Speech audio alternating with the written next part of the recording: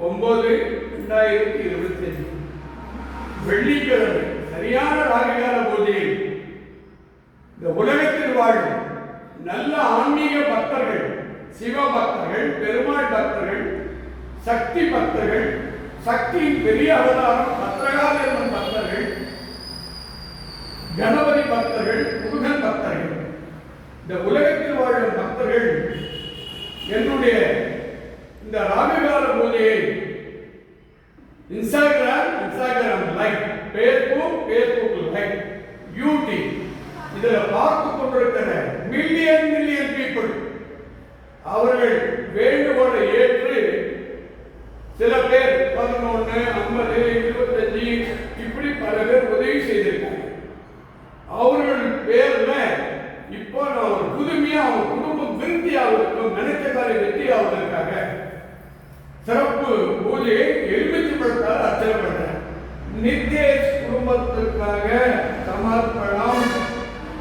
முருகன் ராஜ் குடும்பத்திற்காக சமர்ப்பணம், சோமசுந்தரம் குடும்பத்திற்காக சமர்ப்பணம், அம்மா என்ற அம்மு குடும்பத்திற்கு சமர்ப்பணம், காயத்ரி குடும்பத்திற்கு சமர்ப்பணம், பத்மாவதி குடும்பத்திற்கு சமர்ப்பணம், வேலு குடும்பத்திற்கு சமர்ப்பணம், வடபதி குடும்பத்திற்கு சமர்ப்பணம், ராஜேஸ்வரிக்கு சமர்ப்பணம்,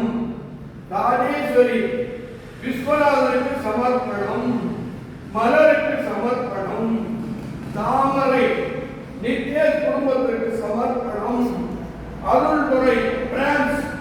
அவங்க அம்மா ஈஸ்வரி, செல்லப்பா ஈஸ்வரி என்ற அம்மா இறந்து விட்டார்கள். அவருக்கு பேர்ல அர்ச்சனையும் மோட்சத்தையும் ஏற்றி வைத்திருக்கிறேன். அவர்கள் சாந்தி அடைய அவருடைய மகன் மோகன் பிரான்சில் இருந்து அவங்க குடும்பத்திற்காக சமர்ப்பணம்,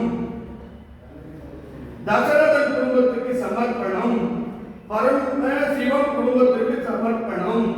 ரவிசங்கர் குடும்பத்திற்கு சமர்ப்பணம், மீனா செல்வராஜ் குடும்பத்திற்கு செல்வா குடும்பத்திற்கு சமர்ப்பணம்,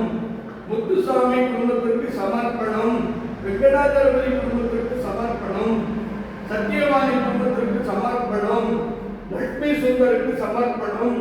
டான்சி பிரான்ஸுக்கு சமர்ப்பணம், சுரேஷ் குடும்பத்திற்கு சமர்ப்பணம், கீதாலட்சுமிக்கு சமர்ப்பணம்,